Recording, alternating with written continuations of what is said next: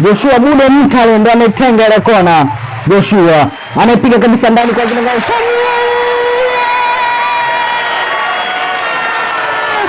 Shamu Karabwe anaandika bao kwanza kabisa kwa Simba.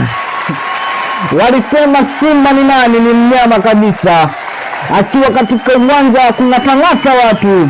Hata ingekuwa wewe usingeweza kufuata ule mpira.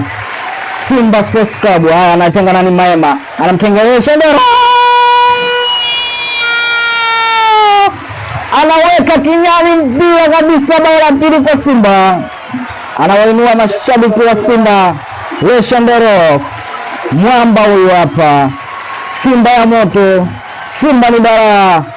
Haya, angalia jinsi alivyotenga nyuma Ema, afu jinsi alivyofunga Leshandero. Ni mpira ambao hata wewe mwenyewe kwa usingeweza kufuata. Tazama mwenyewe, Simba ni balaa. Simba anawaka. Haya, anaondoka sasa. Suleiman Mwalimu anamchekecha kwanza, anamweka chini Suleiman. Au huyu mboso aliimba kwa kumaanisha wewe Suleiman, wewe sere wewe Suleiman analana sere. Hatari kabisa. Suleiman Mwalimu anafunga bao la tatu kwa Simba Sports Club, anawainua mashabiki kwa mara nyingine. Tazama alivyomweka mlinzi chini.